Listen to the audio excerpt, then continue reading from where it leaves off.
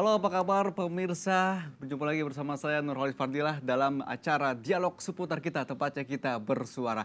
Pemirsa, dalam segmen kali ini kita akan membahas mengenai perjuangan hidup di era globalisasi. Nah, kita tahu memang di era globalisasi saat ini banyak sekali tekanan-tekanan hidup, banyak sekali memang cobaan dan juga banyak sekali rintangan-rintangan yang membentang dalam hidup kita. Nah, bagaimana kita bisa melewati tekanan-tekanan hidup dan bangkit dan akhirnya mencapai kesuksesan.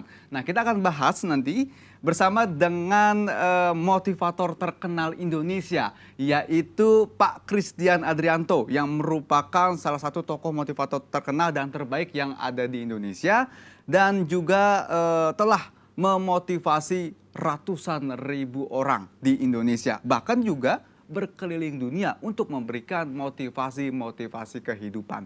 Nah, kita juga akan bagaimana kunci-kunci sukses begitu ya untuk menikmati hidup ini sehingga perjuangan hidup di era globalisasi ini kita bisa menikmatinya. Nah, untuk itu kita langsung sapa, sudah ada di samping kiri saya yaitu Pak Christian Adrianto. Apa kabar, Pak? Selamat malam, salam inspirasi. Salam inspirasi. Yes. Waduh, luar biasa nih ya. Jadi selalu berinspirasi begitu. Selalu berinspirasi, semangat bertemu dengan Mas Fadil yang semangat. Yes. Baik, kita bahas perjuangan hidup di era globalisasi.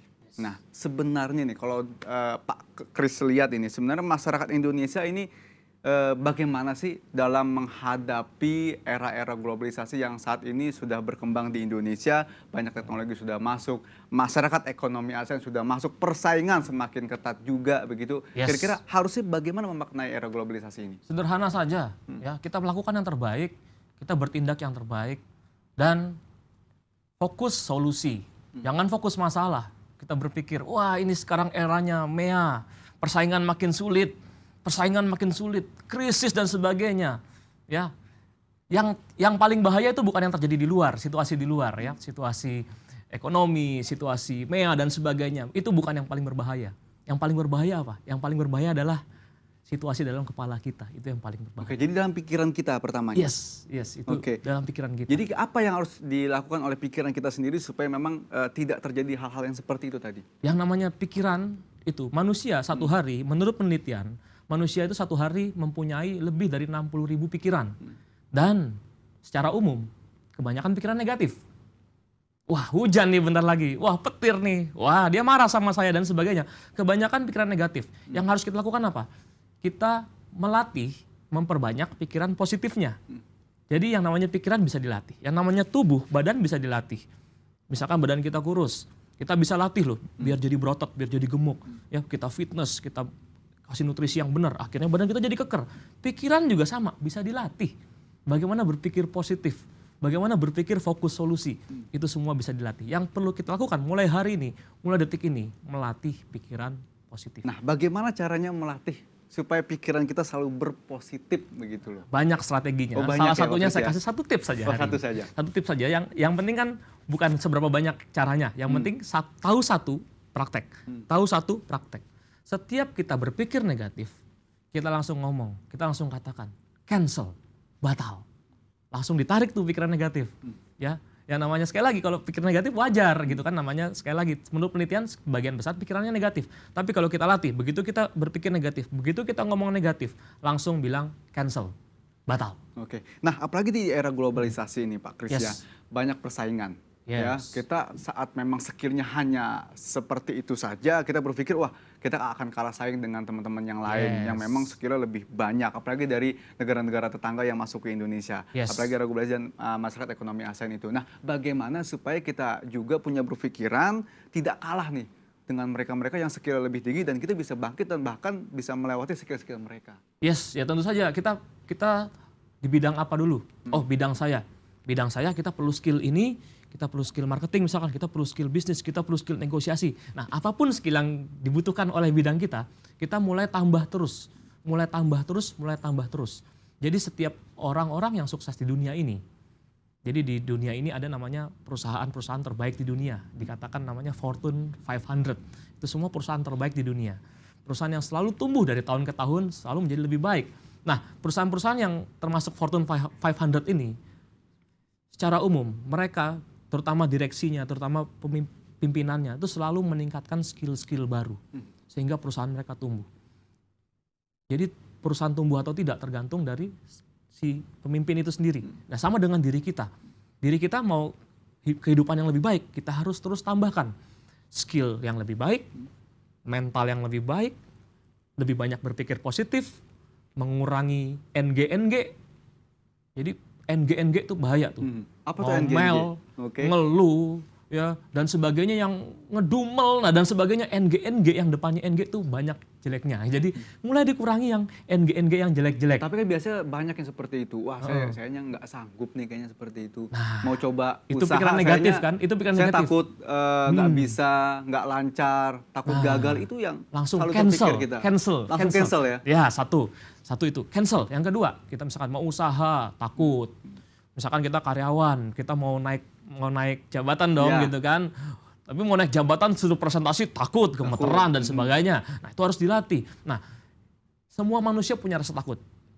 Ya, kalau bukan manusia tidak punya rasa takut gitu ya gitu. Jadi setiap manusia punya rasa takut. Dia mau mulai bisnis takut. Takut berbisnis, mau bisnis kuliner takut, nanti jangan-jangan bangkrut, ya, jangan-jangan nanti saingannya banyak, nggak enak, saingannya banyak, jangan-jangan nanti saya bikin usaha, ternyata harga beras naik terus gitu, tetap bisa dihitung, tetap untung kan gitu, oh harga ayam naik terus dan sebagainya. Kita berpikir negatif seperti itu, akhirnya kita nggak mulai-mulai. Karena apa? Rasa takut. Jadi rasa takut itu adalah hal yang paling berbahaya kalau kita tidak bisa menyingkapinya dengan baik. Jadi banyak pertanyaan juga yang di masyarakat gitu ya. Ingin berbisnis misalkan, ingin mulai usaha. Tapi apa sih sebenarnya langkah awalnya? Ya, rasa takut tadi itu diatasi. Jadi sebenarnya rasa takut dulu ya? Rasa takutnya dibalik. Bukan maninya, bukan persiapan, bukan. Tapi adalah rasa takut di dalam dirinya dulu. Persiapan sangat penting. Saya tidak bilang persiapan tidak penting. Kita perlu skill, kita perlu ilmu. Misalkan kuliner, kita perlu misalkan masak. Kalau kita nggak bisa masaknya, kita nggak punya resepnya, kita cari koki gitu kan. Bagaimana kita mencari orang yang tepat dan sebagainya. Kita perlu skill. Tapi intinya mulai dulu ya? Tapi mulai dulu. Semua pengusaha di dunia ini mereka mulai dari nol. Mereka mulai dari skill yang tidak terlalu hebat, mereka berani memulai karena bisa memanage rasa takut. Tadi kan rasa takutnya nanti kalau bangkrut gimana? Jadi salah bertanya dalam kepalanya. Setiap manusia kan bertanya, ya. Kalau ketemu masalah, kok masalahnya terjadi sama saya? Ya. Kok hutang saya banyak gitu ya? Ya, dan sebagainya. Ya, kok mata saya kelilipan terus dan sebagainya. Setiap ada masalah kita nanya. Nah, pertanyaan kita inilah yang menentukan kita sukses atau tidak. Kalau mau jadi pengusaha, jangan tanya nanti kalau bangkrut gimana. Tentu saja kita semakin takut mulai. Ketakutannya dibalik. Kalau Anda tidak mulai usaha hari ini, bagaimana hidup Anda 10 tahun, 20 tahun, 30 tahun dari hari ini? Iya, apalagi di era globalisasi saat ini ya. Saingan semakin ketat nih. Pekerjaan juga semakin sulit. Kalau saya berpikir beda. Bagaimana? Ya, kalau orang misalkan berpikir ini semakin ketat, semakin sulit, kira-kira mau bertindak atau tidak? Semakin takut untuk bertindak. Kunci sukses itu banyak, membuat impian, mental baja, ya, dan sebagainya, take action dan sebagainya. Tapi yang terpenting ya bertindak itu, take action, mengambil tindakan. Nah, yang menghambat kita bertindak, rasa takut tadi, kita balik ketakutannya, bukan nanti kalau bangkrut gimana, dibalik. Kalau 10 tahun lagi, 20 tahun lagi, kalau saya tidak mulai usaha, kira-kira hidup saya seperti apa ya? Nah itu, kalau misalkan Anda karyawan, ya. Anda mau presentasi takut, waduh nanti jangan-jangan saya nggak bagus presentasinya, ya. Anda misalkan marketing, nanti saya mau nawarin jangan-jangan ditolak gitu ya, jangan-jangan saya ketok-ketok nggak ada orangnya, jangan-jangan dok ada piaraannya keluar, guguk dan sebagainya. Nah, kita takut, ketakutannya dibalik, ya kalau saya tidak presentasi, nanti jangan-jangan 10 tahun 20 tahun karir saya nggak naik-naik, berarti apa yang terjadi? Berarti hidup saya tidak akan luar biasa dong. Nanti jangan-jangan saya mau sekolahkan anak saya susah, jangan-jangan saya mau makan saja nanti terbatas. Jangan-jangan nanti saya mau liburan aja susah dan sebagainya. Ketakutannya dibalik. Sama-sama takut. Pilih ketakutannya nomor 2. Anda takut kalau tidak bertindak. Bukan takut kalau Anda bertindak. Oke, takut kalau tidak bertindak. Dibalik. Jadi itu cara mengatasi rasa takut kita. Dibalik ketakutannya kalau kita tidak bertindak, apa yang terjadi? Oke, baik. Pak Kris, sebenarnya kita perlu nggak sih tokoh gitu ya, seseorang yang menjadi inspirasi bagi kita, sehingga kita mengikuti apa yang dilakukan oleh tokoh yang menjadi inspirasi buat kita itu. Role model, inspirasi, yes sangat penting. Ya hidup saya bisa berubah seperti ini karena saya punya role model. Dulu saya berasal dari keluarga yang sangat miskin. Kelas 6 SD rumah saya dijual. Jadi saya nggak punya rumah orang tua maksudnya dijual. Jadi saya nggak punya rumah, kita sekeluarga nggak punya rumah. Itu numpang di rumah saudara, ya bukan setahun 2 tahun loh. Tapi belasan tahun saya nggak punya rumah. Saya numpang di rumah saudara belasan tahun. Nah, tahun 2008 kemarin itu saya masih jadi karyawan dengan penghasilan pas-pasan. Ya, saya kos-kosan nggak jauh nih dari studio ini nih di daerah Dan Mogot sana ya. Nah, saya kos-kosan di sana. Itu di sana waktu itu tahun 2008 kos-kosan 1 bulan itu sekitar 500.000 itu sudah murah. Ya. Saya cari yang lebih murah lagi. Saya cari yang 200.000. Ya, itu Ada ya? Ada. Oh, masuk ada ya? gang kecil ya. Waduh, masuk gang kecil, hujan sedikit, nggak usah hujan besar, hujan sedikit banjir. Jadi saya jalan di air itu. Waduh. Ya, luar biasa bisa Perjuangan jalan di hidup air. itu ya? Gitu ya. Waktu itu jadi seperti itu. Ya, hidup saya berubah karena apa? Saya ikut seminar-seminar. Saya belajar dari motivator-motivator terbaik. Yang terbanyak sampai hari ini saya masih belajar dari yang terbaik. Dari Pak Tung Desem Waringin namanya. Saya belajar dari banyak motivator, ada Pak Andri Wongso, ada Pak James Gui, banyak orang-orang hebat. Saya belajar dari mereka dan hidup saya mulai berubah. Dan semua orang di dunia ini, ketika mereka mulai menemukan role model, dan mereka mulai mengikuti jejaknya, hidup mereka berubah bumi dan langit. Oke, baik. Kita tahan dulu Pak Kris, ini kita akan lanjutkan bagaimana sebenarnya kita harus memaknai juga hidup ini begitu ya, sehingga memang perjuangan hidup kita sangat berarti begitu ya. Siap. Baik, kita tahan dulu, dan pemirsa buat Anda juga yang mau bertanya langsung atau berkomentar langsung, memberikan aspirasi juga boleh di 021 630 7303. Saat lagi kita akan kembali tetap di Dialog Seputar Kita.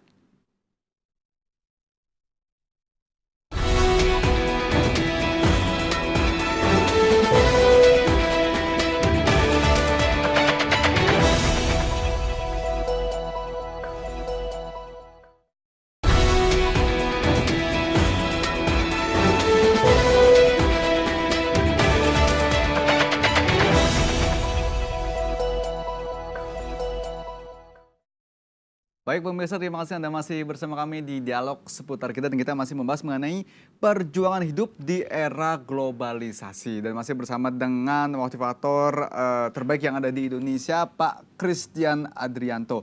Baik Pak Kris, tadi kita bahas bahwa ternyata harus mempunyai seorang role model begitu ya, seorang tokoh yang menjadi inspirasi buat kita.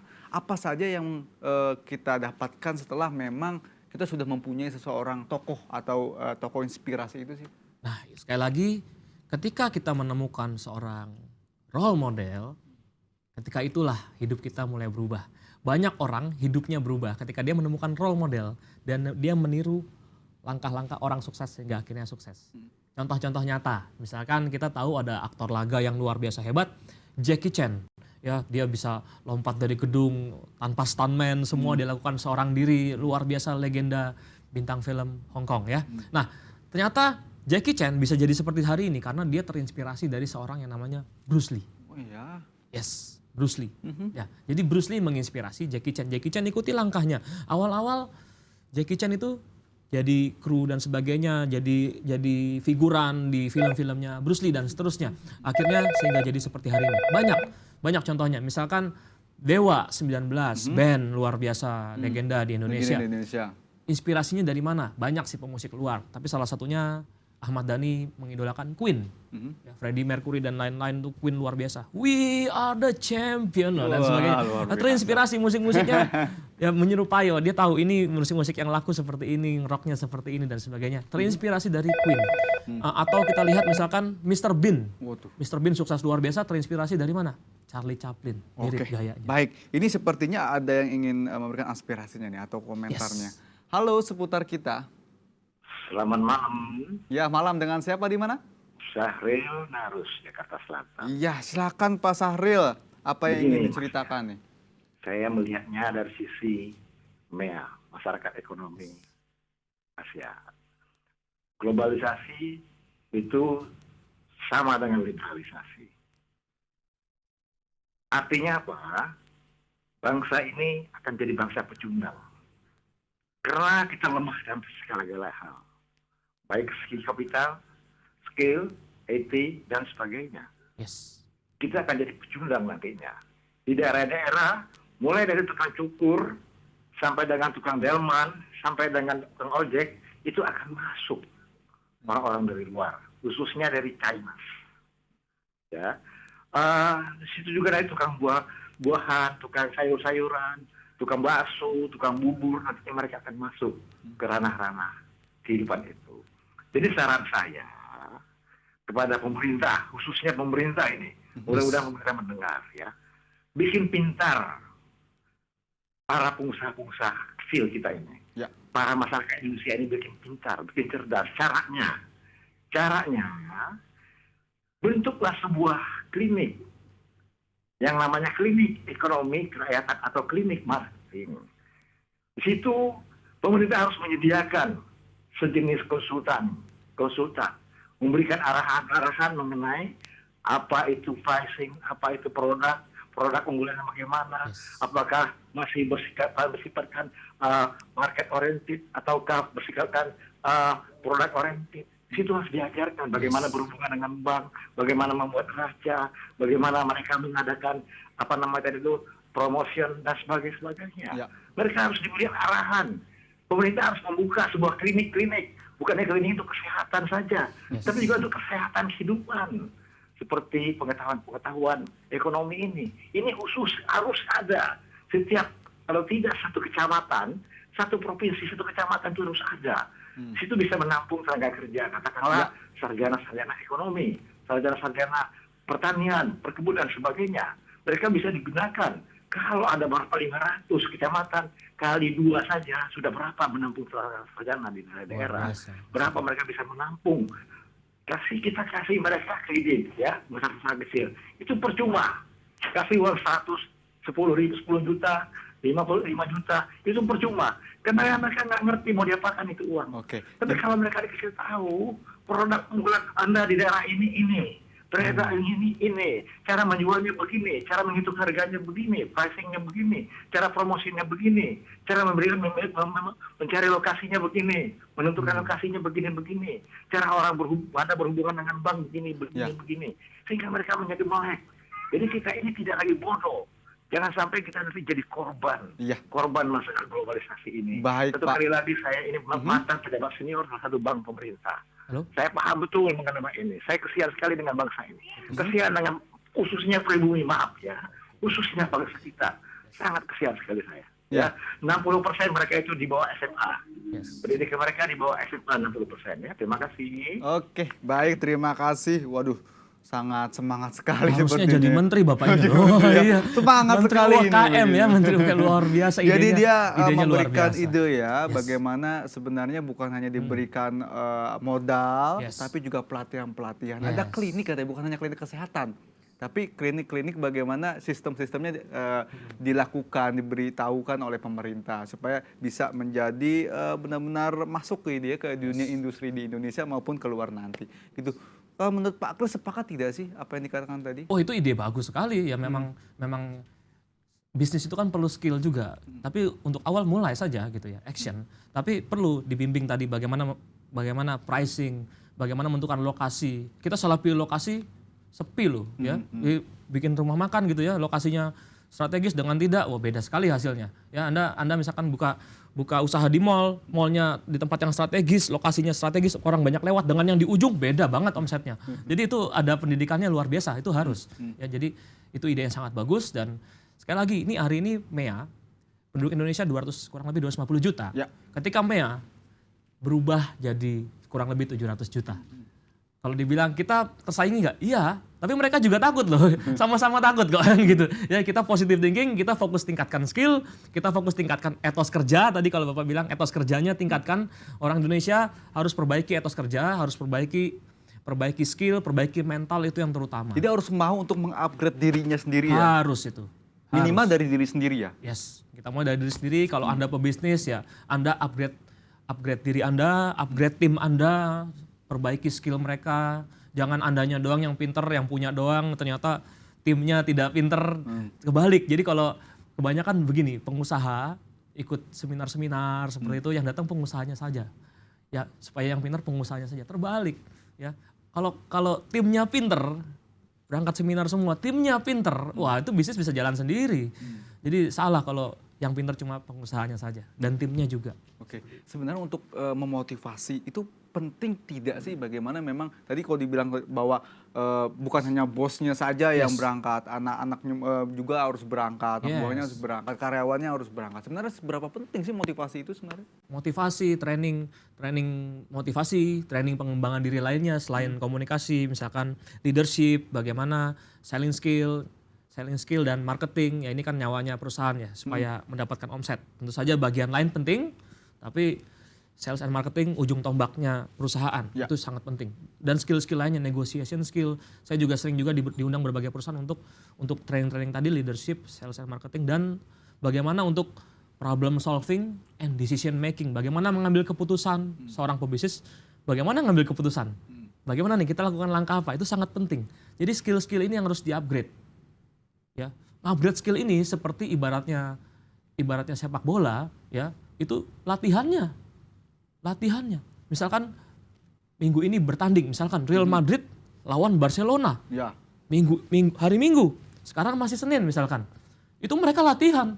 Senin latihan, strategi, Selasa latihan fisik, Rabu latihan apa lagi dan sebagainya, taktik dan sebagainya. Apa yang terjadi? Ketika Minggu mereka mulai bertanding. Jadi seminggu sebelumnya mereka latihan, Minggu bertanding. Ya. Nah, lebih beda lagi kalau misalkan renang juga sama. Latihannya bisa berbulan-bulan, 4 bulan. Tapi bertandingnya sehari 2 hari. Lebih panjang lagi latihannya. Tinju. Ya, kemarin ada itu Mayweather lawan Manny Pacquiao. Ya, itu tinju bisa bertanding itu mungkin 1 sampai 2 tahun sekali. Jadi setahun sampai 2 tahun sebelum mereka tinju, apa yang terjadi? Mereka latihan Sudah dulu. berlatih terlebih dahulu ya. Sampai akhirnya di hari H mereka tinju. Jadi kita perlu yang namanya mengupgrade diri, berlatih, sehingga apa yang terjadi tercipta efek 10.000 jam untuk kita berhasil. Kalau adanya kegagalan, pasti ada dong kegagalan nih Pasti. biasanya. Nah itu apa sih yang harus kita memaknai kegagalan itu, Pak Kris? Semua kesuksesan itu berada di balik gagalan. Jadi kita harus ketemu yang namanya gagal dulu. Gagal, ketemu gagal, sampai di baliknya adalah kesuksesan. Jadi semua pebisnis besar di dunia ini, mereka yang pebisnis sangat besar, luar biasa, sukses. Rata-rata mereka pernah gagal besar 8 kali. Itu kurang lebihnya. Gagal besar loh, bukan gagal kecil sering. Gagal kecilnya masih banyak lagi ya. Jadi kegagalan adalah pelajaran untuk kita menjadi lebih baik. Kegagalan adalah sebuah pelajaran di mana kita kalau sudah belajar kita akan pintar, ya kan? Begitu. Kalau kita sudah pintar maka kita akan berhasil ketika knowledge kita dan skill kita aplikasikan, kita praktekkan. Tapi bagaimana caranya supaya ini kegagalan ini tidak membuat kita jadi patah semangat gitu, Ya, Pak itu Kris? dia. Terkadang jadi karena sudah terlalu banyak gagal, akhirnya berarti saya tidak cocok nih di usaha seperti ini begitu, Pak Kris. Yes. Nah, kalau sudah terlalu banyak gagal begini, ya, Anda gagal. Setiap gagal Anda nanyanya gimana? Kalau gagal Anda bilang, aduh apakah saya tidak bisa di jalan ini? Apakah saya tidak berbakat? Pertanyaannya sekali lagi, kualitas pertanyaan kita menentukan kualitas hidup kita. Seperti tadi, rasa takut. Kalau saya buka usaha ini, kalau saya bangkrut gimana? Gitu kan nanyanya salah kan? Tadi kan salah bertanya. Dibalik, kalau saya tidak buka usaha sekarang, 10 tahun lagi, 20 tahun lagi, menderitanya saya seperti apa? Dibalik pertanyaan. Demikian juga dengan tadi usaha. Dengan tadi, kita fokus solusinya apa? Kalau kita gagal, fokus solusinya apa? Apa yang perlu ditingkatkan? Skill apa yang saya perlu tambah? Pelajaran apa yang saya bisa ambil dari kegagalan ini? Itu aja. Ya, saya perlu belajar apa lagi? Saya perlu teman siapa? Teman, ya, networking, link. Itu salah satu aset terpenting dalam bisnis. Nah ini ada tipsnya juga mungkin ya. Tadi kalau dibilang sering memberikan pelatihan kepada sales marketing gitu kan ya. Sering sekali. Ya itu seperti kan networkingnya sangat penting sekali untuk bagaimana para sales marketing ini bisa langsung dapat gitu. Tadi kalau bilang udah takut duluan ya baru mau masuk, terkadang tidak boleh gitu, tidak diterima, takut dan lain-lain. Sales and marketing, oke. Ini hidup penuh perjuangan gitu kan. Tema kita hari ini cocok dengan sales. Jadi memang harus berjuang. Biasanya sales and marketing punya target gitu kan. Targetnya berapa gitu kan. Nah, jadi yakinlah dengan target Anda dan mulai menawarkan ya. 90% itu orang menolak di tawaran pertama. 90%. 90%. Jadi kalau Anda cuma nawarin sekali mau jualan, Udah pasti mendingan ditolak. nggak usah jadi jualan deh. Oh, gitu ya. iya. Kalau dia langsung panas semangat, Iya. orang gak usah jualan Iya, ya. gitu. Karena udah pasti ditolak. Jadi udah biasanya 90% itu kita nawarkan pertama itu pasti ditolak. Ya, jarang ada orang nawarin sekali itu diterima. Jarang. Jadi otomatis kalau kita mau jadi penjual gitu ya, kita mau bisnis, skill menjual itu juga bagian dari skill bisnis ya kan. Kalau kita bisnis kita nggak bisa menjual atau kita tidak punya tim penjual, bisnis kita biasanya jalan di tempat. Ya, jadi skill menjual sangat penting. Ya, rumus paling sederhana adalah ketika kita nawarkan ya otomatis lebih dari 5 kali. Lebih dari 50 kali. Lebih dari 5 kali. Lebih dari 5 kali. Ya. Tawaran ke-7 biasanya baru mulai diterima. Oke. Jadi kalau bagaimana satu kali 90% tolak. Nah, bagaimana bisa kuat gitu kan? Nanti Yes. ada tipsnya bukan ya? Yes. Tapi kita tahan dulu begitu, dan pemirsa Anda masih bisa memberikan komentar dan aspirasi Anda atau mungkin langsung bertanya langsung dengan Pak Kris. Silakan di 021 630 7303. Sesaat lagi di dialog seputar kita.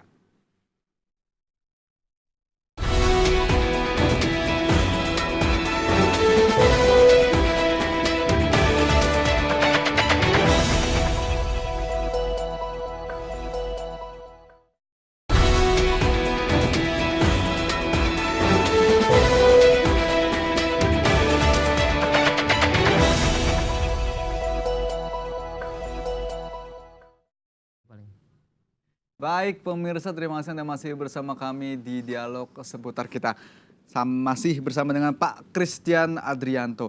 Pak Kris, tadi kan sudah dijelasin nih bagaimana kita berjuang untuk hidup. Yes. Gitu ya. Tapi sebenarnya untuk memotivasi diri sendiri dan juga untuk memaknai nih.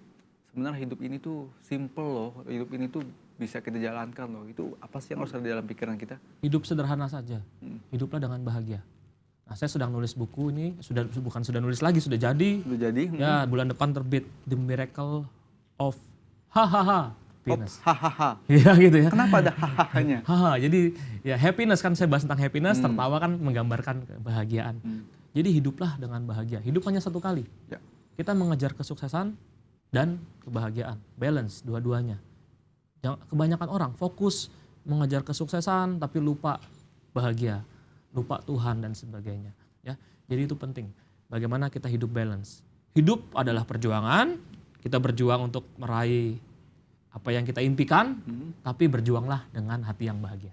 Oke. Jadi bahagia terlebih dahulu. Bahagia. Nah, kalau kita di buku saya juga nulis, ya, saya juga sampaikan di sana penelitiannya.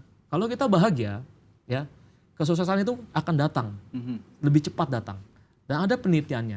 Kalau dibandingkan dengan yang tidak bahagia, tidak bahagia, ada penelitiannya. Jadi kalau Anda bahagia itu efeknya apa? Sukses, ya, kaya, ya, sehat, dan panjang umur. Dan caranya untuk bahagia itu bagaimana? Caranya untuk bahagia, di buku saya banyak hal, ya sederhana saja nanti. Bahagia itu adalah dari hati kita. Ya. Jadi banyak orang kenapa tidak bahagia? Karena dia menentukan syarat bahagia sedemikian sulitnya. Misalkan begini, dia menempatkan bahagia di luar. Saya bahagia kalau saya punya uang banyak. Jadi kalau dia tidak punya uang banyak, dia tidak bahagia. Bahaya sekali dia membuat syarat seperti itu. Ya, saya bahagia kalau ya jabatan saya direktur misalkan. Berarti sebelum dia sampai direktur, dia tidak bahagia. Dia membuat syarat begitu rumitnya. Ya, jadi hidup ini secara emosi bahagia kita buat sesimpel mungkin. Saya bahagia kapanpun saya mau, saya bisa bernafas, saya bahagia. Sudah sesimpel itu kan simpel. Kita bisa bernafas, itu kan gampang. Ya. Nafas dong, kalau nggak nafas pasti sudah tidak ada di sini gitu kan. Jadi simpel. Kita nampasin nafas, ya kita bahagia. Itu kan syarat paling sederhana. Jadi kalau Anda mempunyai syarat seperti ini, kondisi seperti apapun masalah yang Anda hadapi, Anda tetap bahagia. Bahagia semudah mungkin syaratnya. Oke. Kebalikannya. Oke. Bahagia semudah mungkin syaratnya. Kalau kebalikannya, kalau kecewa. Nah, kecewa sesulit mungkin syaratnya. Sesulit mungkin? Sesulit mungkin. Contohnya bagaimana? Misalkan saya kecewa kalau saya nggak punya uang. Ya kalau kita lagi nggak punya uang kita kecewa dong, kan gitu. Itu sulit kan. Nah, saya kecewa kalau saya nggak bisa ketemu anak saya dalam satu hari. Nah kalau Anda setiap hari di rumah, it's okay. Tapi kalau Anda setiap hari sibuk, Anda kerja, anak Anda juga sibuk, misalkan suatu hari Anda nggak bisa ketemu, ya gimana? Anda kecewa dong, kan begitu. Ya, kecewa sesulit mungkin. Ya, dulu misalkan saya pribadi saya kecewa kalau saya lagi seminar, ternyata ada beberapa peserta seminar yang tidak bertindak, tidak action dan tidak terlibat. Ya, itu dulu saya kecewa. Sekarang ya saya bikin kalau ada satu orang saja dalam setahun misalkan hidupnya berubah karena ikut seminar saya bahagia. Gitu kan. Oke. Itu simple banget. Dibuat simple ya. Dibikin simple banget. Dan kalau saya kecewa, kalau apa? Kalau misalkan dalam 1 tahun tidak ada satupun yang mendapatkan manfaat dari seminar saya, itu kan susah banget. Ya. Ya. Dalam setahun Jadi nggak bahagia manfaat. dan kecewa dibedakan. Dibedakan. Itu tapi secara emosi. Oke, emosi. Secara emosi. Jadi kalau bahagia dibikin semudah mungkin, kalau kecewa dibikin sesulit mungkin. Itu secara emosi. Tapi tetap kita punya goal. Saya seminar, target saya, goal saya 100% semuanya mendapatkan manfaat, 100% semuanya terlibat, 100% semuanya semangat dan seterusnya.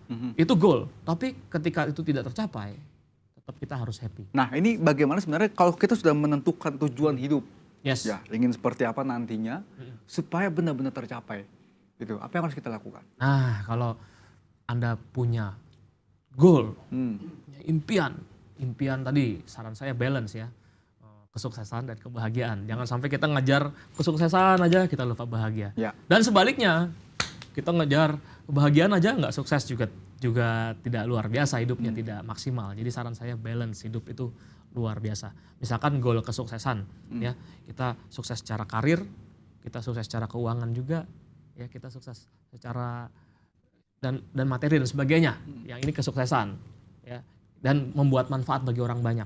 Kesuksesan, sukses itu karena kita membawa manfaat. Kebahagiaan, hubungan kita dengan keluarga. Yang terpenting dong, hubungan kita dengan Sang Pencipta, Ya. hubungan kita dengan sesama dan sebagainya. Ini semua penting. Jadi balance hidup kita. Jadi kebahagiaan dengan kesuksesan harus balance ya. Ya, Terkadang kan gini, kalau kita sudah pengen sukses, kerja terus gitu loh. Akhirnya kebahagiaannya lupa gitu, ditinggalkan. Ini bagaimana caranya? Yang namanya manusia memang sometimes begitu. Terlalu fokus, ya saya pikir sah-sah aja. Tapi jangan lupa, saya juga dulu misalkan mengejar kesuksesan. Kadang-kadang kita saking fokusnya, kita tidak melihat hal yang lain. Nah justru itu hari ini saya mengingatkan. Itu penting. Jadi ketika kita mengejar sukses dengan hati gembira, itu ternyata kesuksesan akan cepat datang, akan tertarik lebih cepat ke dalam diri kita. Ya, jadi kalau kita sudah punya goal, tadi sudah punya goal nih, kita mau capai goal kita. Nah, ada 3 langkah nih yang harus dilakukan. Oke. Bagaimana kita 100% mencapai goal kita?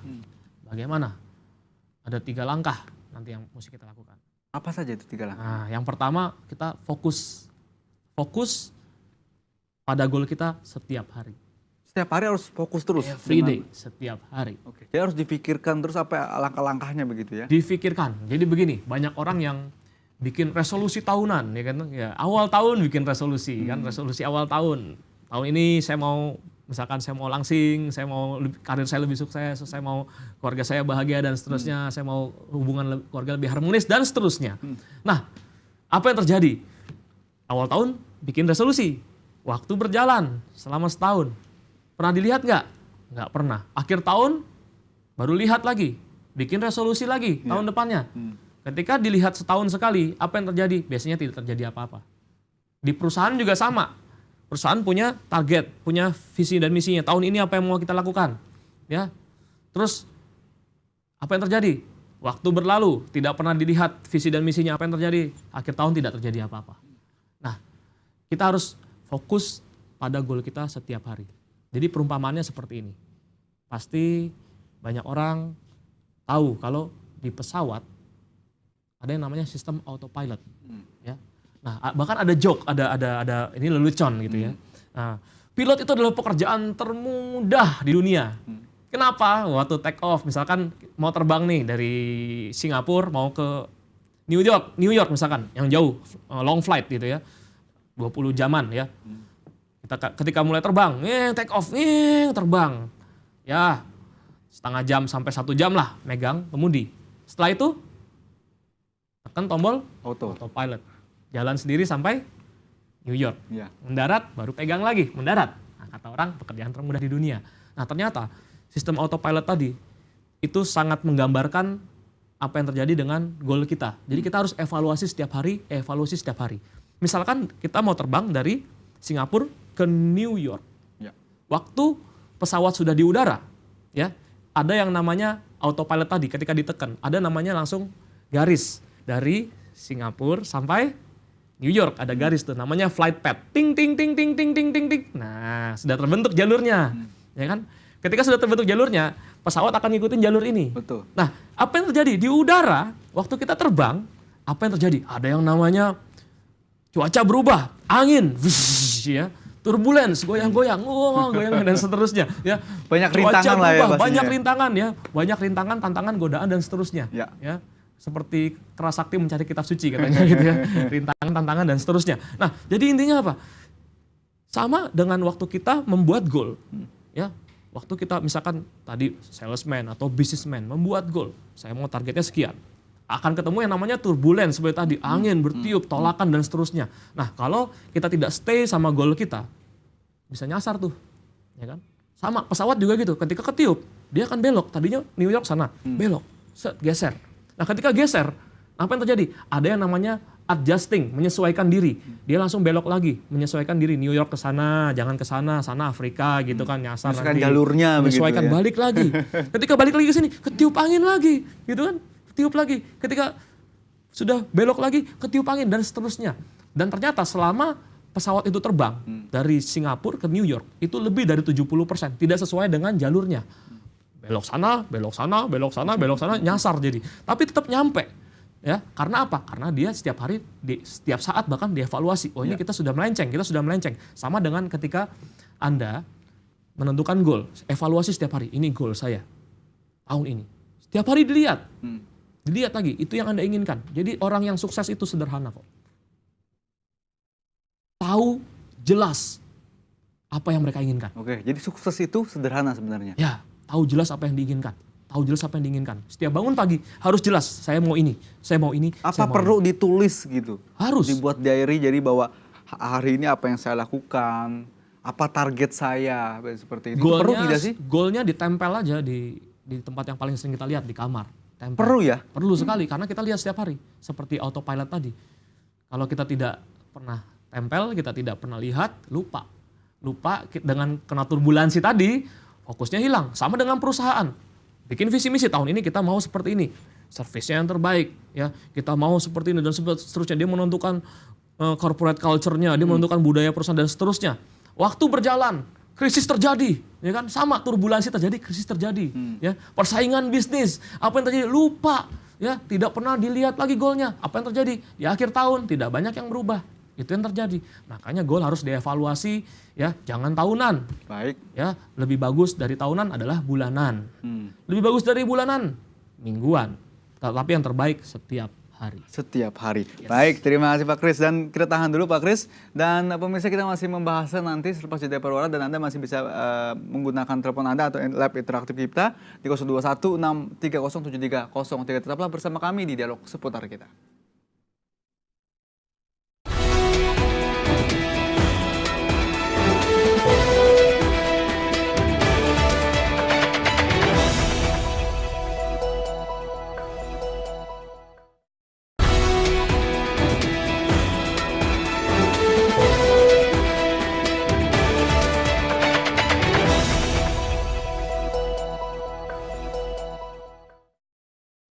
Baik pemirsa, terima kasih Anda masih bersama kami di Dialog Seputar Kita. Nah, kita lanjutkan kembali ini tema kita perjuangan hidup di era globalisasi. Yes. Kalau tadi untuk menuju kesuksesan tujuan hidup, yang pertama ada 3 ya. Ya. Yang pertama adalah fokus pada goal. Tapi fokusnya baru separuh.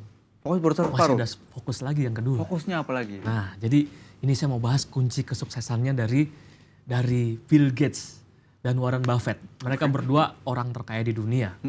Bill Gates itu ya kita tahu dia punya perusahaan yang luar biasa, ya saking kayanya dia. Bill Gates itu saking kayanya. Misalkan dia bilang begini, saya mau nabung, mau beli Ferrari. Saya mulai nabung detik ini juga. Begitu dia mulai ngomong, detik ini juga.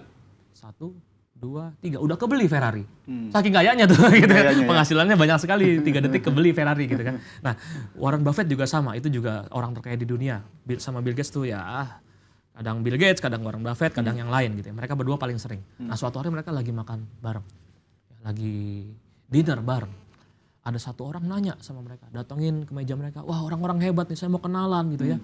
Terus ditanya sama si, mereka nanya ke Bill Gates dan Warren Buffett, Pak, Anda berdua hebat sekali, kaya sekali, sukses sekali, luar biasa.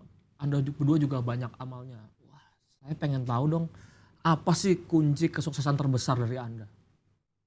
Mereka bareng-bareng loh, ngomongnya bareng-bareng. Bersama-sama. Sama-sama. Mereka bilang, focus and fail faster. Fokus and fail faster. Fokus dan gagal lebih cepat. Habiskan jatah gagalmu selagi masih muda. Kalau itu kata Pak Dahlan Iskan gitu ya. Mirip kata-katanya. Habiskan jatah gagal kita. Selagi masih muda. Setiap orang punya jatah gagal untuk mencapai sukses. Sekali lagi kesuksesan berada di balik kegagalan. Kalau kita mau sukses, ya cepet-cepet lah dihabisin tuh jatah gagalnya. Ya.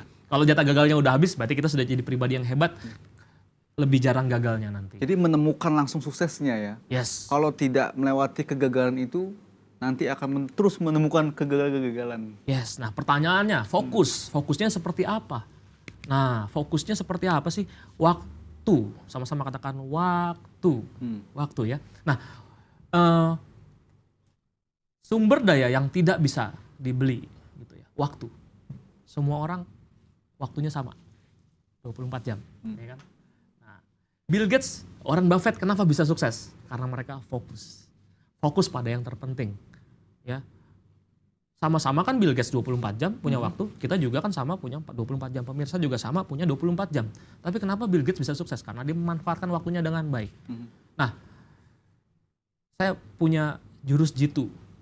Bagaimana Anda penghasilannya bisa naik 2 kali lipat. Terutama sebagai pengusaha.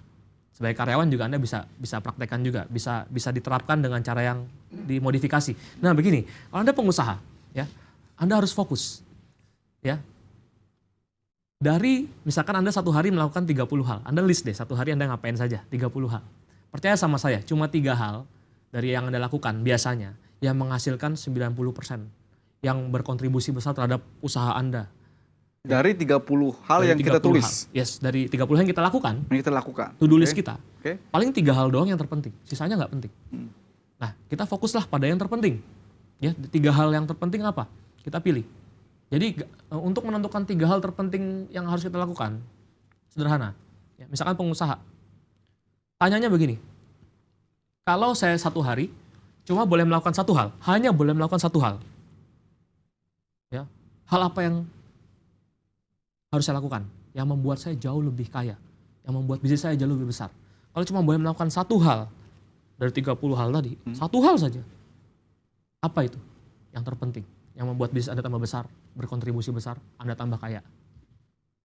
1 hal aja. Pertanyaan kedua, sama.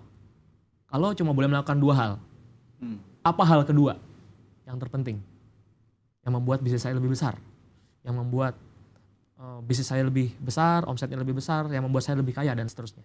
Yang ketiga juga sama. Kalau cuma boleh melakukan 3 hal, apa hal ketiga yang harus saya lakukan supaya saya lebih kaya? Nah, dengan cara ini kita akan lebih fokus melakukan 3 hal terpenting. Misalkan Anda sebagai businessman, oh saya fokus mencari tim saya, misalkan saya fokus merekrut, saya fokus belajar merekrut supaya bisnisnya bisa jalan sendiri kan gitu. Yang bisnisnya jalan, kita jalan-jalan kan enak gitu ya. Gitu. Nah, jadi fokus itu penting. Nah, itu pertanyaan pertama yang membuat kita jauh lebih sukses. Nah, yang kedua, supaya bisnis Anda jalan sendiri, ya bisnis Anda jalan-jalan. Jalan-jalan? Ya, bisnis Anda jalan-jalan. Pertanyaannya sama kayak tadi. Apa 3 hal? Ya, sama. Kalau boleh melakukan 1 hal, nanyanya satu-satu ya.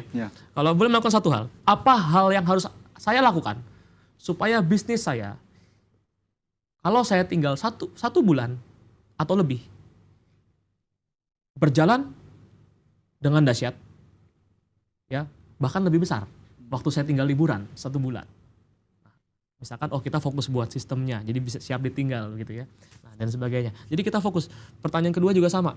Kalau boleh melakukan 3 hal saja, apa yang akan saya lakukan supaya bisnis saya jalan walaupun saya tinggal liburan, bahkan semakin besar? Jadi fokus terhadap hal yang menjadi prioritas terlebih Prioritas. dahulu. Sehingga apa yang sudah kita lakukan prioritas itu Yes. bisa memaknai semua dari sistem Yes.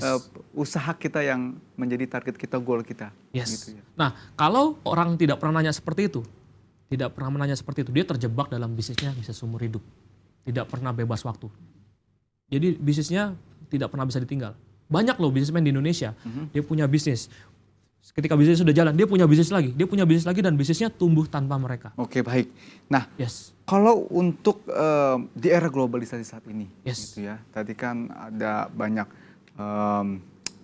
tips gitu ya, tips-tips untuk kita bisa sukses dan memaknai untuk bagaimana hidup ini bisa lebih baik lagi. Tapi awal saat ini yang harus dilakukan oleh masyarakat Indonesia nih saat ini ya, untuk bisa bersaing bersama dengan masyarakat-masyarakat yang lain Yes. di era globalisasi, masyarakat ekonomi ASEAN saat ini. Yes. Langkah ini hari ini juga, apa yang harus ada di dalam pikiran mereka? Mental berpikir negatif dibuang jauh-jauh. Tadi saya sudah bahas kan ada 3 langkah. Kita belum bahas yang kedua. Nyambung sekali. Yang kedua, komitmen. Komitmen beda cuma tertarik doang. Komitmen untuk sukses, ya kan? Jadi komitmen untuk meningkatkan diri, komitmen untuk belajar. Komitmen itu artinya apa? Komitmen itu artinya apapun yang sudah kita putuskan, saya pengen berhasil di bidang kita masing-masing, harus tercapai dengan cara yang baik tentu saja. Absolute must. Ya, harus tercapai. Do whatever it takes. Lakukan apapun yang harus dilakukan, Oke. yang positif tentu saja. Baik, komitmen. Dan Komitmen. yang ketiga adalah? Yang ketiga adalah ketika Anda sudah dengar talk show ini, ya, tapi tidak action, tidak ada gunanya. Nah, dalam waktu 48 jam, ya, tentukan 3 action apa yang akan Anda lakukan untuk mendekatkan diri pada goal Anda. Hanya dalam waktu 48 jam. Lakukan 3 hal aja. Anda tulis, oh saya mau lakukan ini nih, saya mau tulis goal nih, saya mau belajar nih, belajar bisnis, saya mau belajar karir nih supaya karir saya bagus. Tulis 3 hal yang Anda tidak boleh tidak lakukan dalam 48 jam ini. Oke. Jadi 3 hal saja 3 hal saja. yang mendekatkan Anda pada goal Fokus pada goal, Anda. Yes. komitmen, dan Komitmen action. dan Action kepada dan membuat action 3 dalam waktu 48 dari jam. 48 jam itu. Jangan mikir-mikir lama-lama. Oke. Gitu. Harus sekarang juga Harus langsung action begitu. 48 jam ini. Baik. Yang mendekatkan diri dengan goalnya. Baik, mudah-mudahan nanti masyarakat bisa menerima apa yang kita Yes. bicarakan kali ini sehingga memang perjuangan hidup di era globalisasi ini mereka semakin bisa mendekatkan kepada kesuksesan begitu. Amin, pasti Terima bisa. kasih. Baik, terima kasih Pak Christian Adrianto atas waktunya. Yes, Mas Karena Fadil. waktu itu sudah habis dan mudah-mudahan kita harapkan masyarakat Indonesia bisa sukses semuanya. Amin, Ya. pasti bisa. Baik. Yes. Terima kasih dan pemirsa, demikian sudah perjumpaan kita dalam dialog seputar kita kali ini. Nantikan informasi-informasi selanjutnya dan dialog-dialog selanjutnya yang pasti kita harus siap dan bangkit untuk menuju kesuksesan mulai dari sekarang. Saya Nur Fadilah, bersama yang bertugas pamit undur diri. Terima kasih dan salam inspirasi.